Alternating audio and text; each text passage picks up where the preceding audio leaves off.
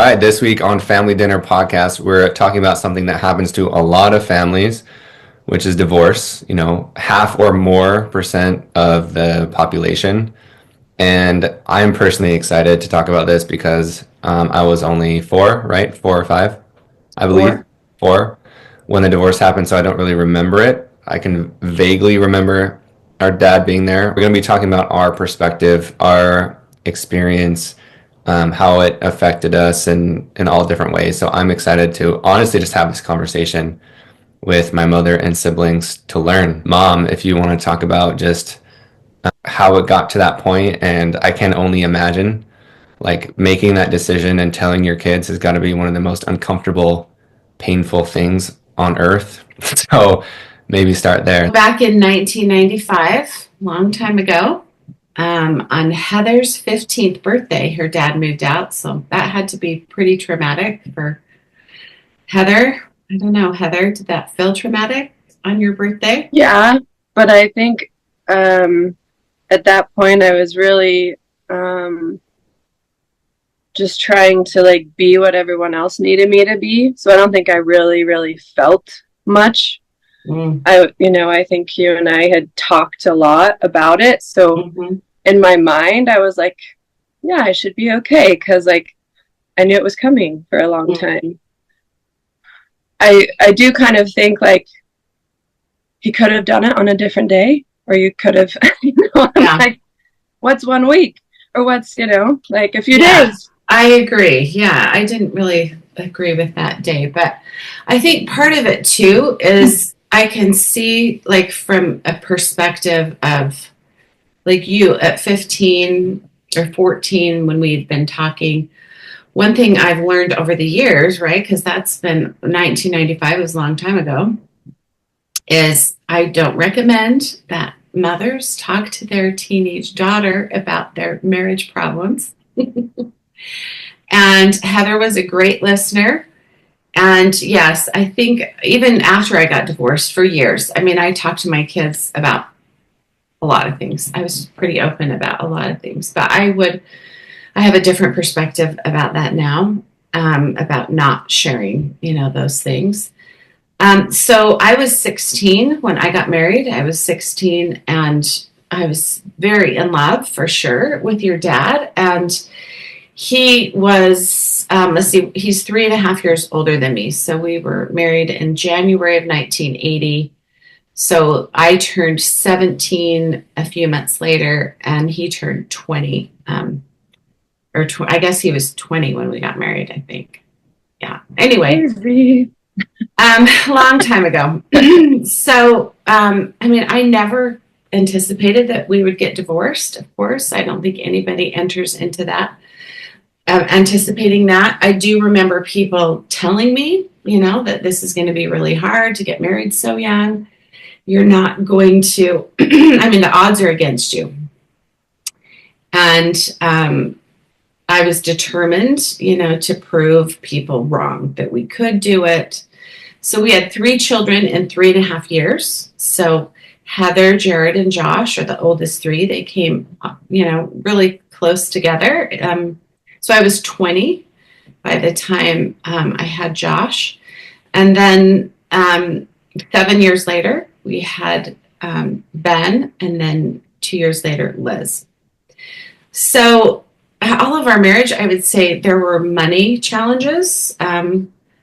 Just kind of getting married in that situation, you kind of start behind the 8 ball in a way where you're trying to, have enough money to do all the things.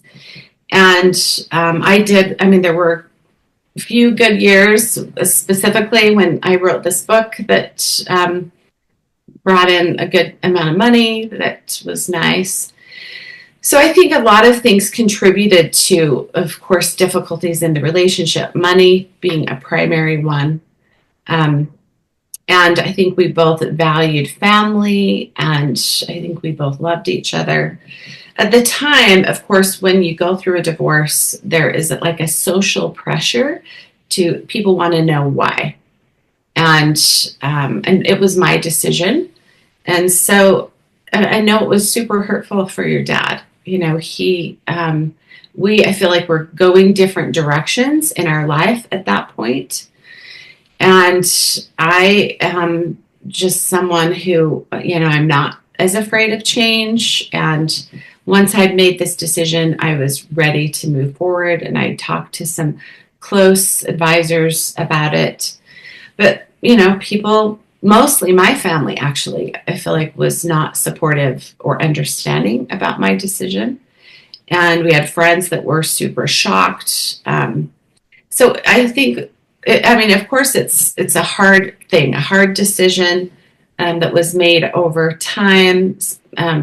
Several months leading up to the divorce. I knew kind of what was coming, and as we talked through things, Dad didn't want to go to counseling, and in my mind, that was kind of like the end for me. So looking at it all these years later, of course, I recognize things I didn't recognize at the time. I recognize how hard it was for my children. It was hard for me, and my children just kind of got swept into it, right? You just your children experience what you experience as a parent inadvertently, but as a parent, I didn't necessarily know what all of you were experiencing. And like Heather said, she knew a little bit about it. I told Jared and Josh in the minivan one day. Josh had actually overheard me talking on a phone call about it. And, he was like very emotional. I specifically remember stopping at 7-Eleven to get them a treat. And Josh said, "I don't want anything." And that was so unusual for Josh to not want a treat. And so I knew something was going on. And of course he was emotional.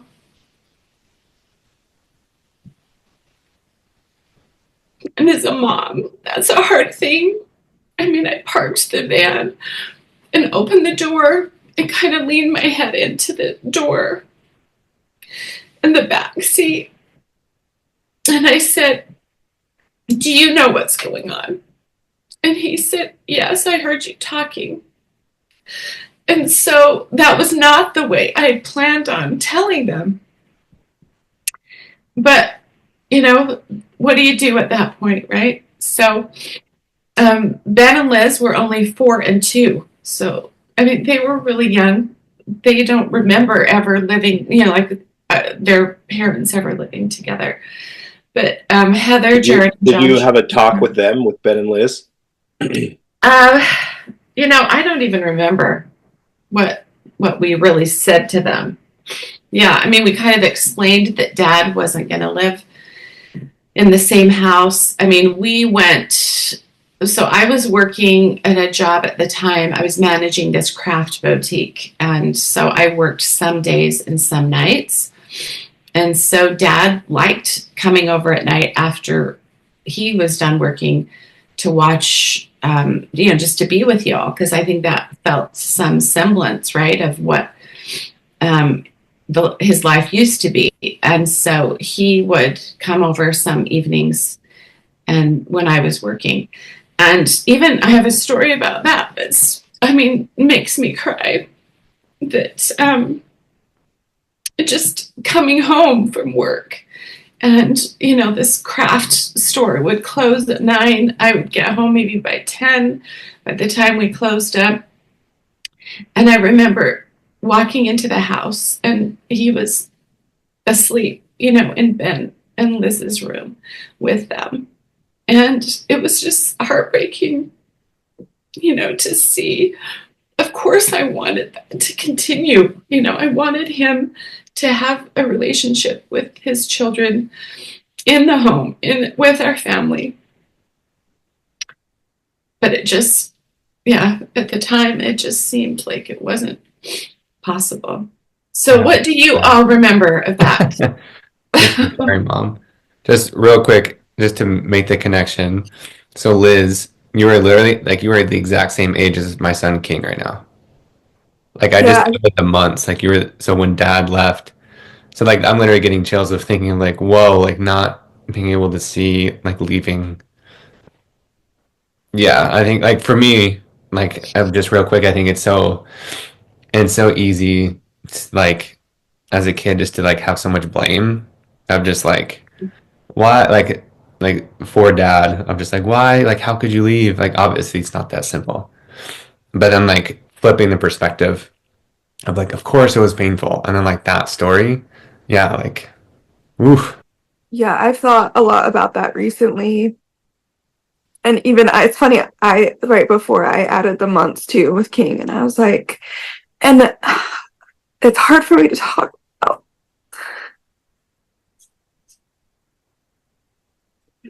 I think because I have that like direct relationship with King, and I can like see how much he remembers and how much he picks up on. I always just assumed because I was 2 and I don't remember it. Like, I don't know, I feel like I was like picturing myself like an infant or something who like really just like had not quite any awareness, but like seeing King and like how aware he is, and like thinking of, yeah, just like you guys in that being in that position, and like I'm like, oh yeah, you are still very aware that there's like this big change happening, and um yeah, maybe how you understand it is different, right? You like probably don't quite understand why like all of a sudden one parent just kind of isn't around as much anymore, and then that also is a big change for like just being raised by a single parent, because that's like a completely different energy too. um but yeah, it's definitely been interesting to just like realize that I wasn't just like just born and completely unaware. Like I was like a little human with a little personality that was like more aware than I had thought. Mhm. thanks, Yeah, Liz. I don't remember, like it's like I don't remember dad coming back like you said, mom. So like that's interesting to just hear that story. Like, oh, like he used to come back because you would work nights. Like I don't remember that. I mean, and I was 11 or 12.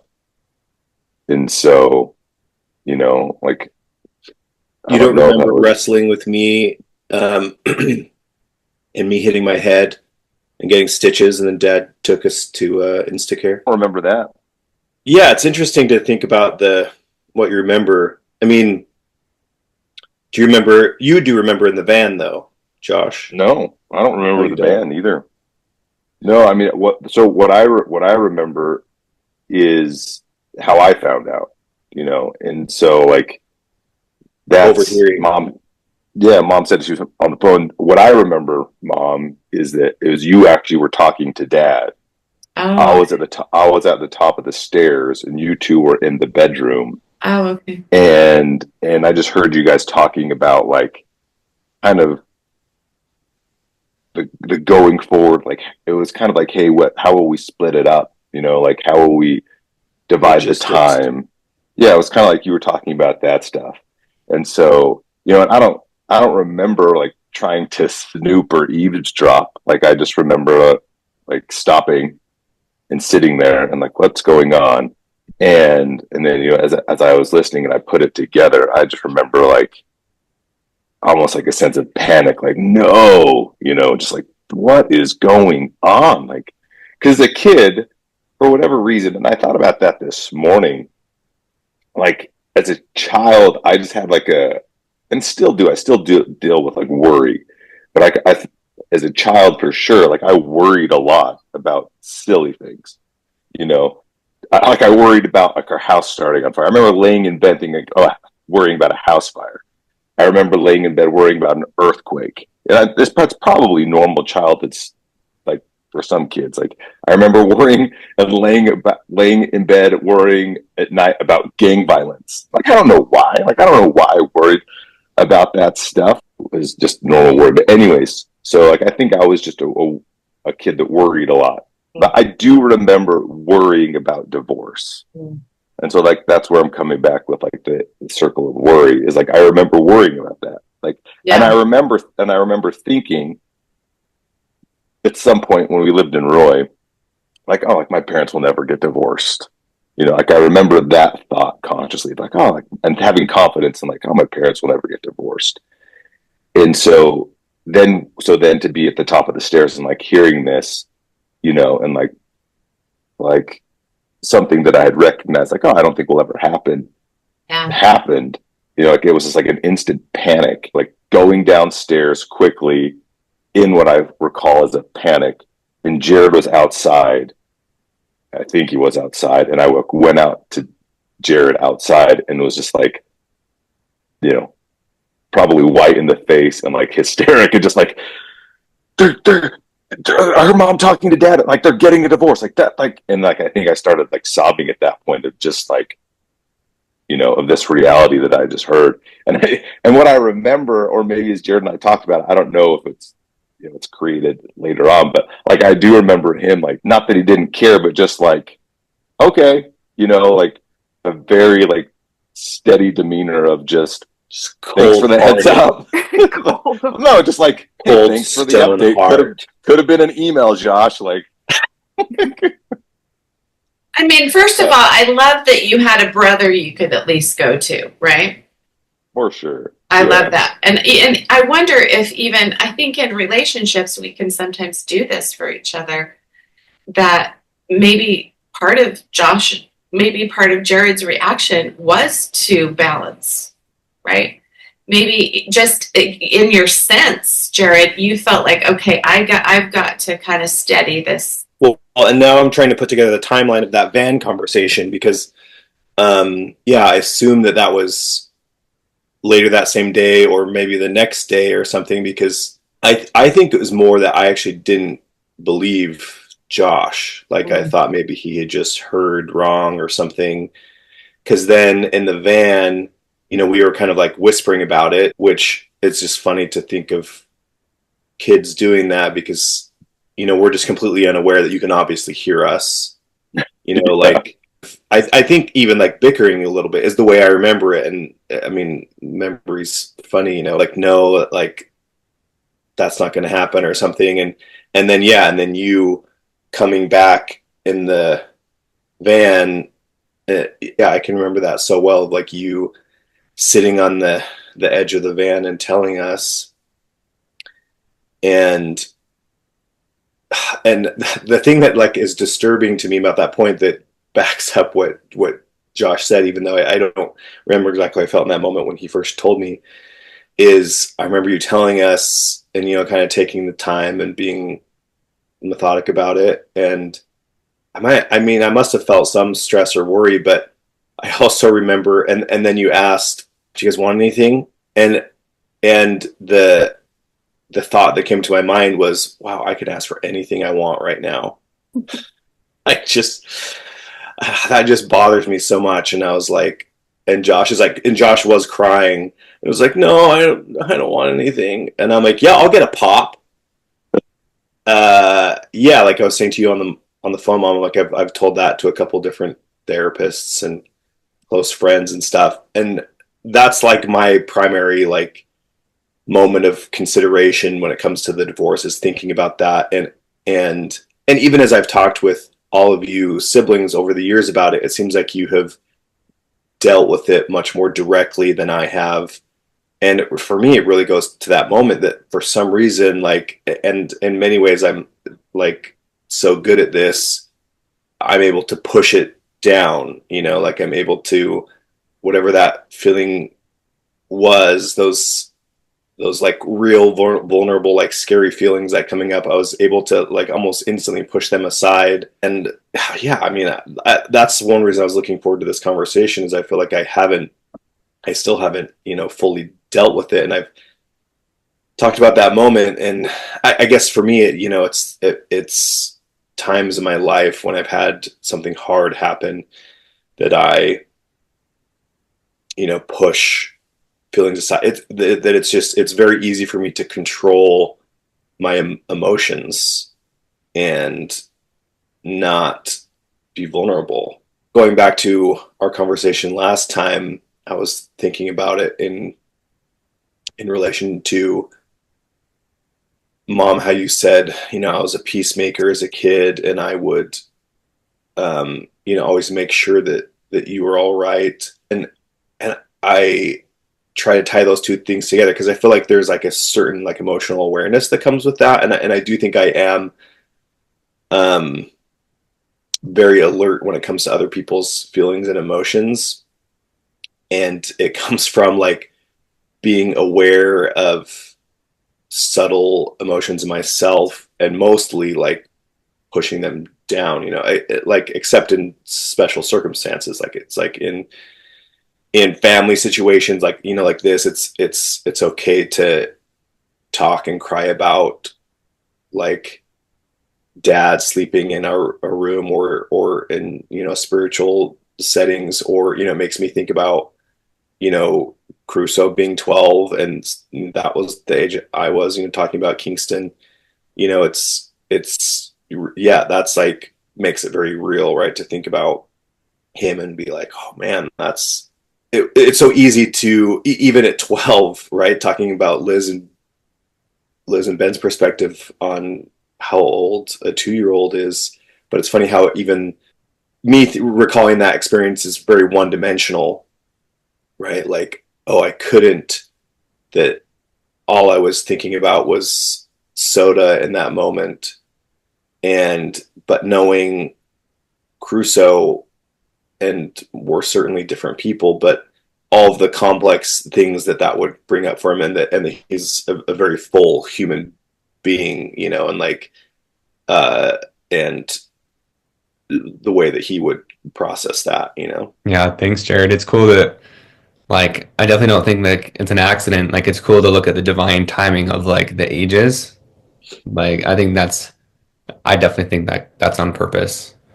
And based on my experience, it's like nuanced of, because I think, yeah, you're just a kid. It's like, yeah, like soda. Like I'm thinking of soda, but then it's like, which is also true. Like as humans, we tend to just like think black and white, but it's like also, yeah, like you're probably just really, like you said, really gifted and smart, which trust me, I know a lot of people wish they had that same skill to control their emotions in that way.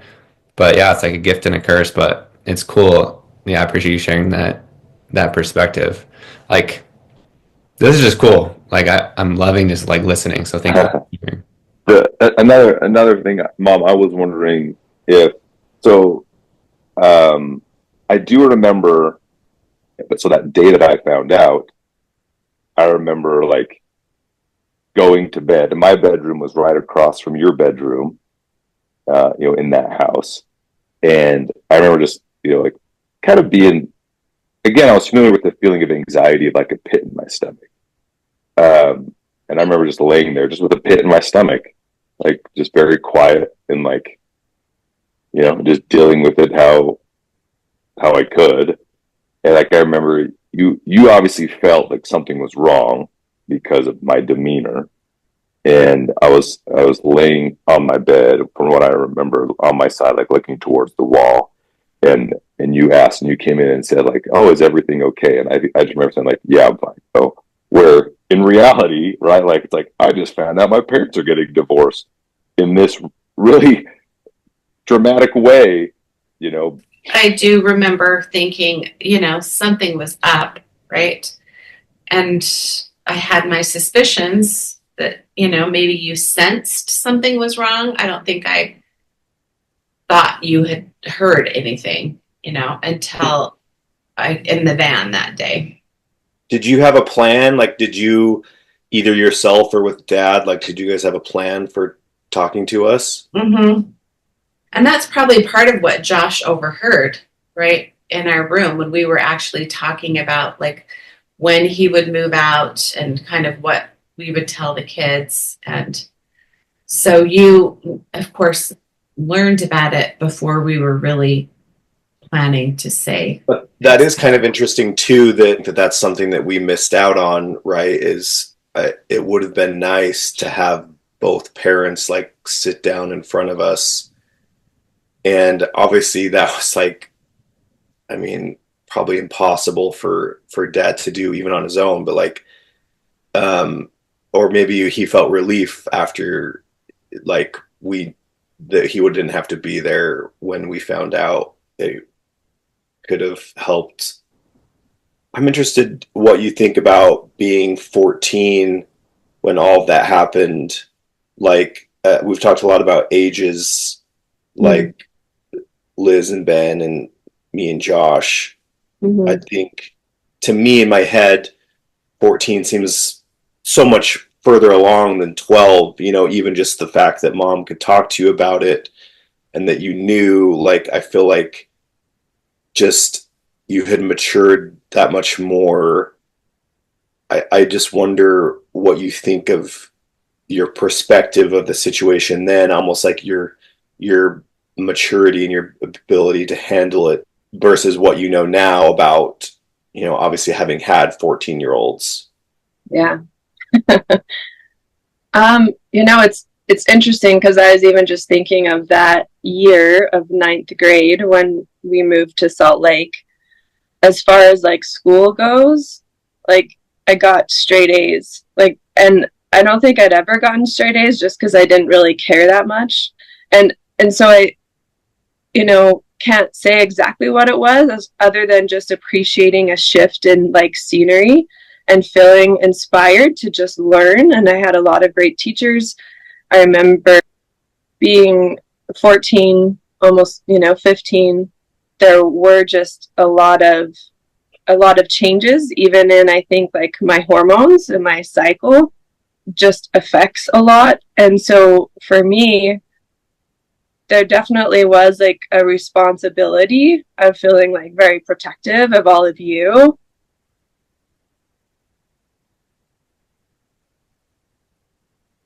So I think that there was that. And then I think the money piece that was also stressful. So, you know, I had 3 jobs most of the time. And interesting that I didn't get my license till I was 17. But I had a great friend, Amy, who I'm still friends with now, that like amazingly like drove me to work a lot of the time and would pick me up. Yeah, there's just different ways that we learn to process all of everything that's happening, because yeah, it isn't just black and white. Like I had my own life that I was trying to figure out. And I was like, okay, I really like boys and I really, you know, but I was trying to figure out my place, you know, even among like different groups of friends, you know, because we really had just moved. So there was definitely a lot going on, and having like gone through a divorce too myself, I think it's just interesting to see change is inevitable and death is inevitable. And even though those things are hard, it is like, it's part of our experience, and really hopefully will teach us how to like break open to like receive more love rather than like shut off. But I do feel like in some ways there were parts of me that like shut off in order to just kind of like, I feel like, do what I needed to do. So the age thing is interesting, and you know, considering at least in the last few hundred years that a lot of young girls got married when they were 14 or 15, or that mom got married when she was 16, you know, pregnant with me, like I definitely also like wonder about that as well. I feel like it was a few years ago where you and Dad went to Crystal Hot Springs, and I think all of my girls were there too, or maybe Sammy wasn't there, I can't remember. But to have and with you, right? We went with you. Yeah, but just to have you and Dad there, and we did like have a moment of talking about that. Even how like Dad was really scared to tell Grandpa, you know, that you were pregnant, and he was scared to tell my dad. Yeah, and that was definitely a healing moment for me. Yeah, and it was for me too, to have, I think it was just you and I and Dad. I still picture we're in this hot pool in the winter, and the steam's coming off the water.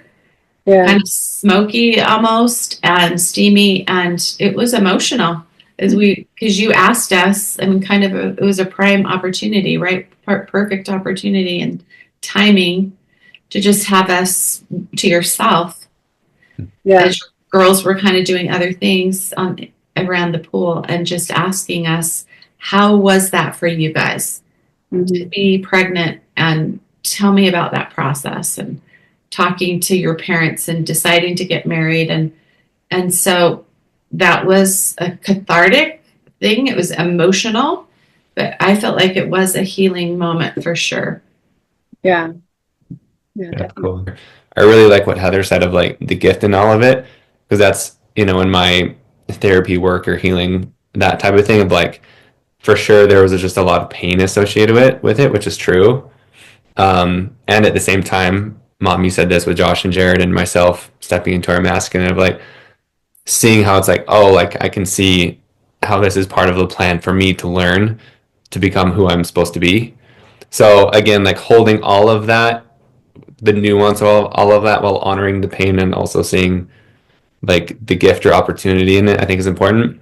Yeah, I've just been really enjoying listening to everyone's perspectives, honestly, because it's like I don't remember most of this. Kind of going back and understanding like how it did affect me has been kind of challenging, because I don't remember. It's not like a specific thing, a memory that was like, oh, that really impacted me. It's like just almost like in this really like time of my life where I'm learning and absorbing so much, but I don't necessarily remember.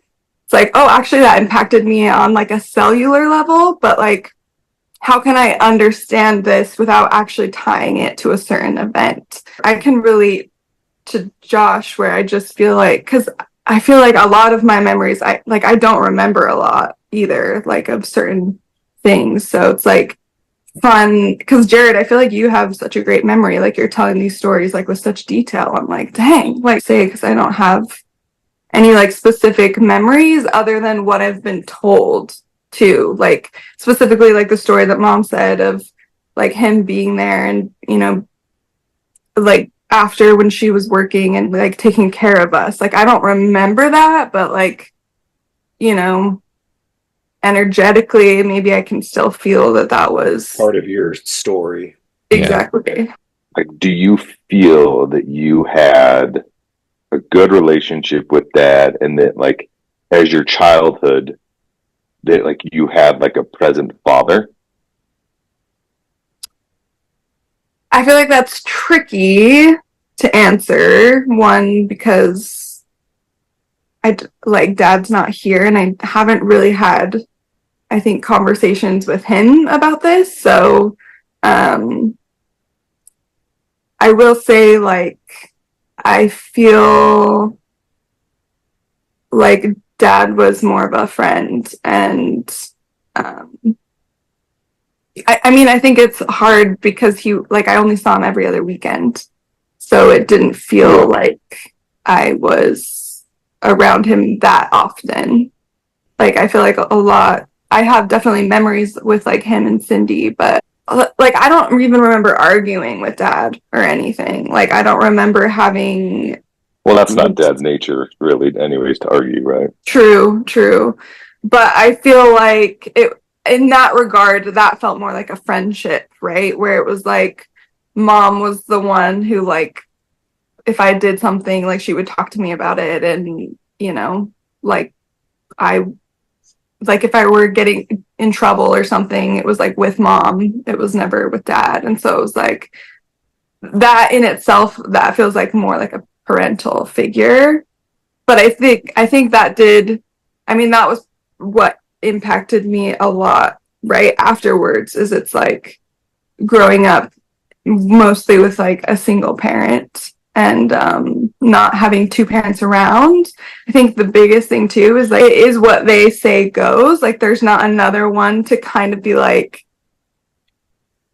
maybe balance it out a little bit and just kind of have a different perspective. I think that was hard for me, for sure. Well, it's tricky too, because like when you live close and your kids create friendships, and like as you get older, like this is what I felt, and it sounds like probably all of you, like you have these friendships that are close by and you don't really want to go like that far Yeah, away. the weekend is when you hang out. Yeah, like So it's like, but if you have if you're close by, then that doesn't really matter, right? Like you can be at either parents and still hang out with your friends. So it did kind of feel like we were like going away from our lives for every other weekend. Like it wasn't like we were still in our life. It felt like a completely separate life in a way. I've thought about this a lot lately, that of like the independence that gave us, you know, like with mom working a lot, it certainly, I mean, it affects you in lots of different ways. Just like everything, there's positives and negatives to experiences. But I am glad for the independence of like, I mean, even obviously you kept working late even after dad couldn't come anymore, right? And so like Heather talked a little bit about like taking the kids to daycare and like carpooling and stuff. I mean, I remember driving carpool for Ben and Liz, and yeah, like picking them up from daycare sometimes, and being in charge of my own time. You know, I think gave me like a different level of maturity and a different understanding of the world that just some people didn't have. You know. Yeah, that's cool, Jared. Was my question too, is like, what did me and Liz do? Like schedule wise, like what were we doing? At first, there was like a lady in the neighborhood, a grandmother. Yeah, someone told me about her, and they said she's great. And because you'd never been to daycare before, none of my kids had been to daycare, right? So that was a really hard thing for me. But you probably remember me telling you, out of all of my kids, Liz was the most ready to do that. I mean, like we talked on our last episode about her escaping out of the doggy door. She did not, I mean, she just didn't cry really if I left her. She could have lived in the woods. A wild woman. Yeah. So Ben, when we went to the actual children's corner, Ben was in kindergarten at that time. I remember that, yeah. And so, yeah, he was a little bit older, and, you know, so he was never like fully in a daycare. But this woman's house was kind of like a preschool preparatory to give him that opportunity. And I did like that that's why I stayed with the job for several years at the craft store, is I have a day at home and work some evenings or a Saturday. And then by the time Liz was in kindergarten, I actually sold advertising for Valpak and intentionally did that so that I could be home with her while she was in kindergarten. I would stay home half the day doing some of my calls, because that was a hard thing for me to not be there very much. And then when I worked for the computer company, I hired, if you remember, we had a nanny come after school. I do remember that. A little while. Mm-hmm. If you were already there, like I would take the bus, which is kind of crazy to me, like at 14, like taking the bus from Holiday to downtown Salt Lake. Wasn't it you and Josh together? Maybe no, I did it too. But definitely a lot of times it was just me. And I sure loved getting a 20-ounce Sprite next door to Bentley Square and won a free Sprite. Oh, yeah. The bottle, yeah, the cat, yeah. I love that. Okay, I gotta go. You do. But you guys wrap it up, and yeah, it'll be beautiful, and I'll see it on the internet. Hey. Love you, Jared. Thank you. Love you guys. I do appreciate also hearing the perspective of how it gave you opportunities to learn, right? To learn skills, to have jobs, to kind of, you know, from a young age, all of you started earning money. Were you earning money before you were? I know Josh got a paper route right after, you know, Dad moved out, and Ben and Liz. That was after? Yeah. And so for you, Ben and Liz, how young were you when you started working? I mean, I would babysit here and there, but I got my first job when I was like 15, I think. At the sports mall? Was that it? No, it was actually for a summer when I was staying with Dad, and I was at the like Italian ice Oh yeah. place. What about you, Ben? So I mean, I mowed lawns, and then I worked with Cindy, our stepmom's dad. So like, I did like the physical labor, and then the first quote unquote real job was like at the gym making smoothies. And yeah, for Jared, since he's not here, I mean, he got a job at Partners, right? The restaurant. As a bus boy and waited tables, cleaning up and saved. I mean, he was a great saver. I mean, I remember him having like a couple $1,000s in savings from that and, being able to buy his little Volvo he bought. So all of you, I feel like as hard as it is for a mom, and I'm sure your dad too, to think of things you didn't have because of the divorce, I think there are definitely things, and I appreciate you mentioning those things you did learn from it, or it gave you opportunities to grow. Josh, I feel like you're thinking of something you want to share. Do you feel like it gave you opportunities to grow?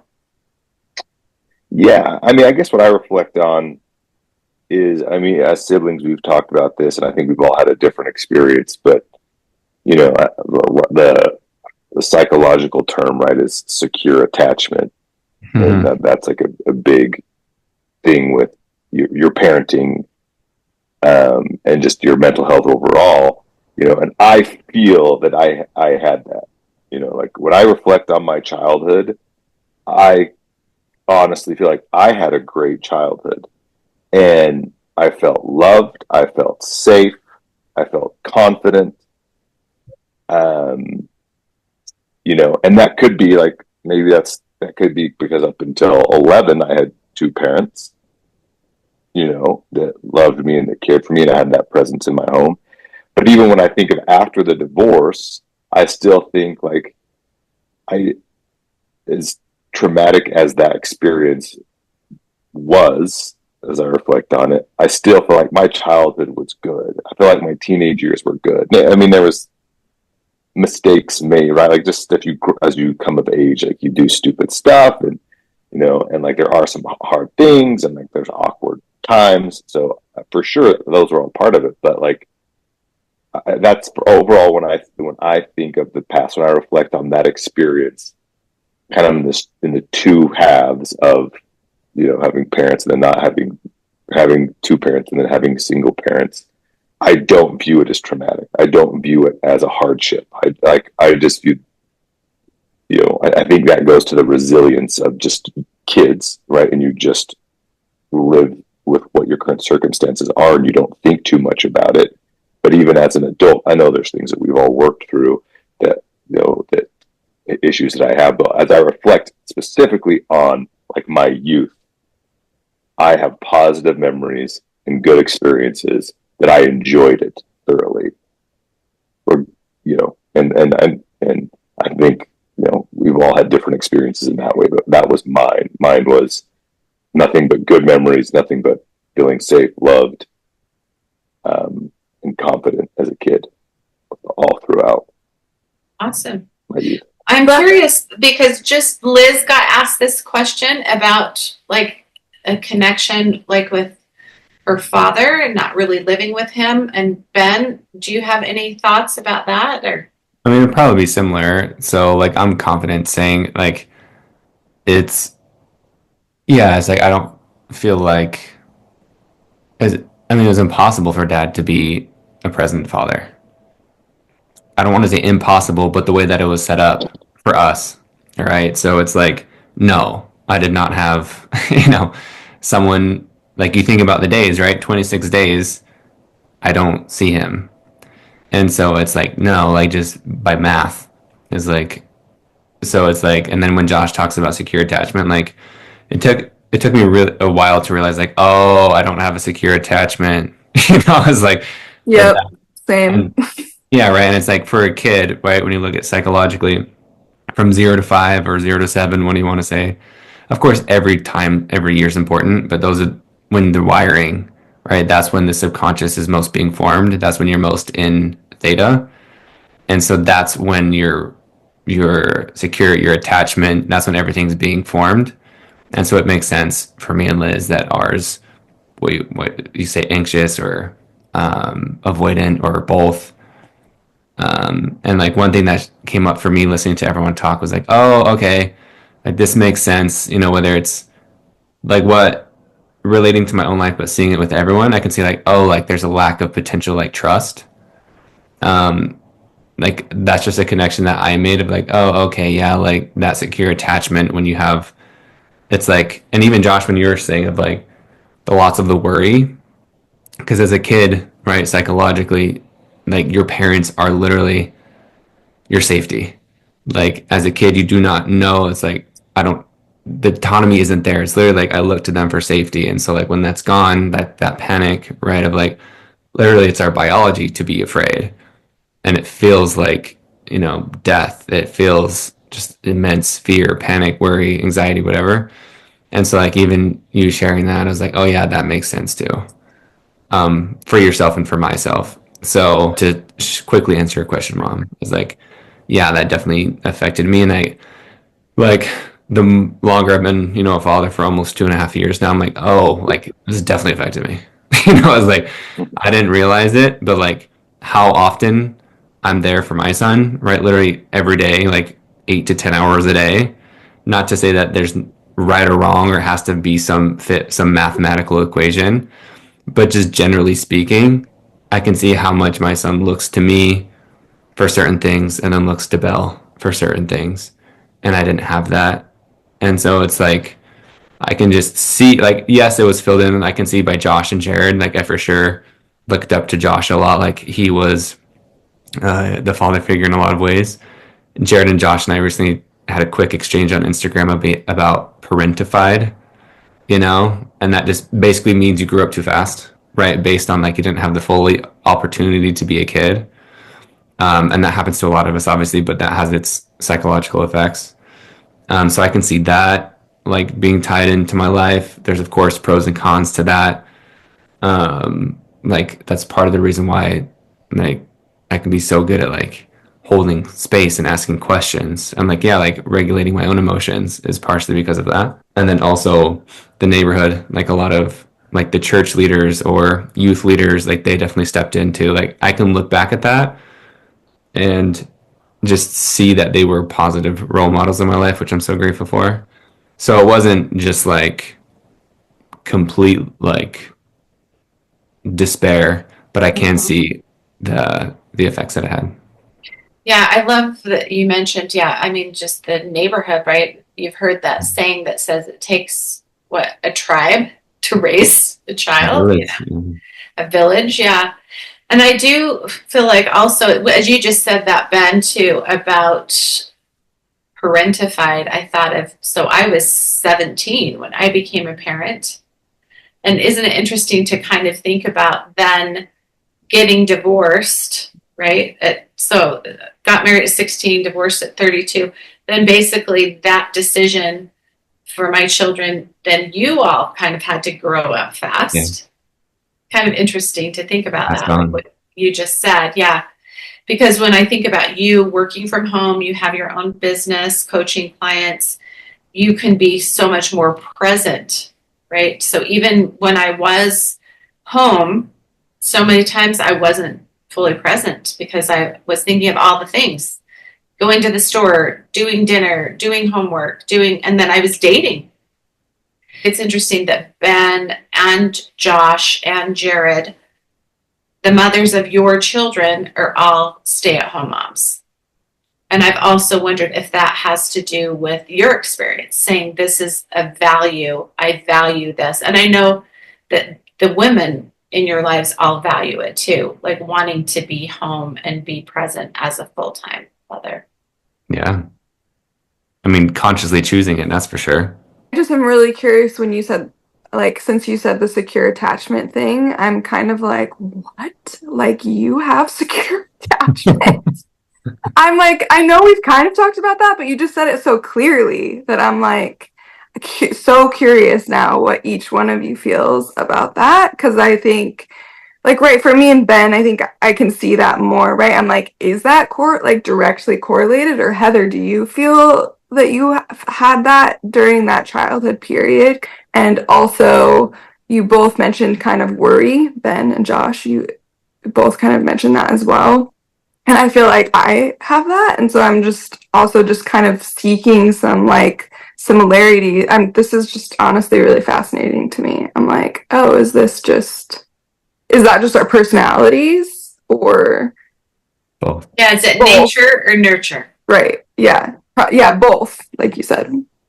So I just want basically, Heather, answer those questions, please. I do, as far as like childhood, yeah, I feel like there was like just really positive, like warm, like happy, cohesive memories, even though there was problems, you know, like as far as like secure attachment goes, I feel like I am grateful, you know, that I got to experience that with mom and dad, and even having memories of like you and Ben there, you know, and just you coming into the world, into that space, even if you don't remember it, like it's still there, you know, you were like brought into this like beautiful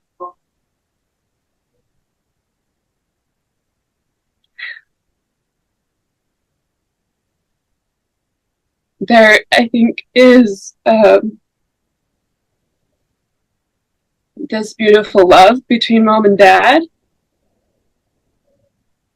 and I honestly don't think that goes away. Like even if you do separate, like there still is this like, especially when you bring in children, like it just is there, and you can be angry at the person, you can have that, but like just to, I guess, like acknowledge, you know, the love that was surrounding each of us, even though, you know, maybe like my coming in was maybe the most like crazy, but still there was a lot of love. And I definitely still feel like I'm, how do you want to say it, growing up or reparenting myself in a lot of ways. Like of course, I think that's probably endless, but it's just like, yeah, I guess what we're saying, maturing or stepping into our masculine or whatever, right? Is like, that's just, it's happening daily.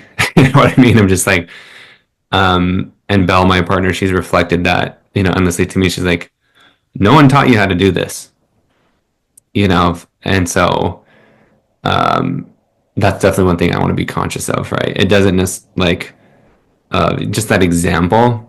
And so to me, I think that's definitely an absence or a void that I felt. And that's just the safety part, right? Of like an energy, mask, like that pillar, like that wasn't there. And so for me, how I internalize that, the story I've told myself, right? Like it's missing within myself and I can't trust that part of me. So that's what I'm learning, is to really trust that part and like, exercise that muscle more and more. I think, Ben, it's worth noting that, as you say that you are like reparenting yourself, like that's, I can't remember where I read first about the secure attachment.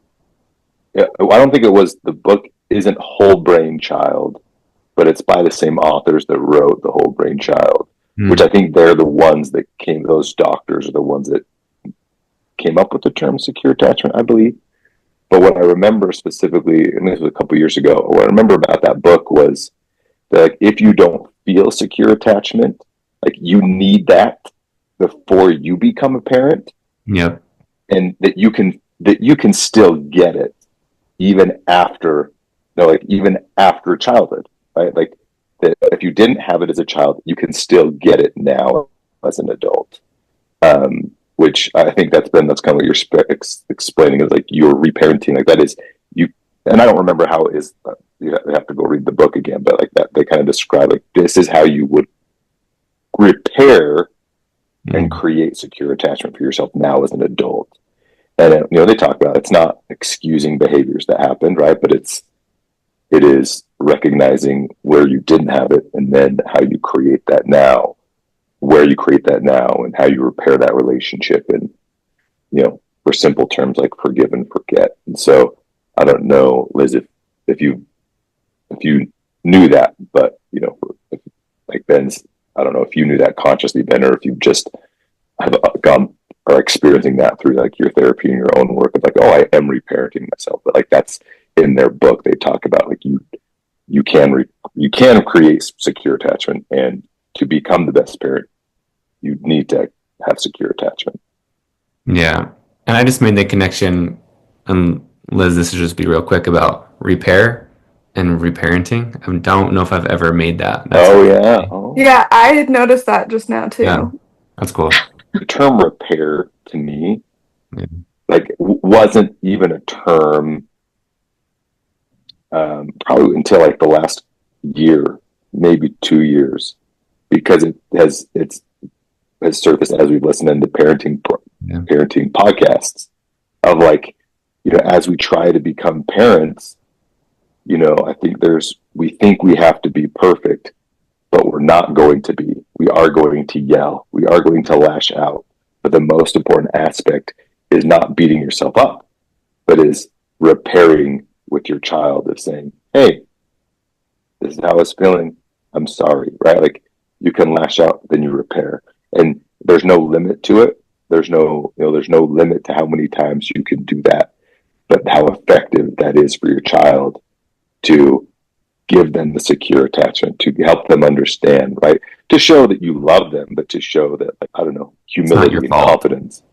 Yeah, right. It's not their fault. And I think just the humility and confidence of being human, of saying, oh, like my parents didn't have a problem being wrong. And so hopefully they grow up in a world where it's like, there's nothing wrong. There's nothing wrong with making mistakes. I do feel like, Liz, as you said, you didn't have secure attachment. And as I was kind of reflecting on this, of dad, like I feel like I have a similar relationship with dad that all of you do, right? Where it's like dad is much more of a friend figure than a fatherly figure. And I don't mean that disrespectfully, and that might hurt his feelings, but maybe not.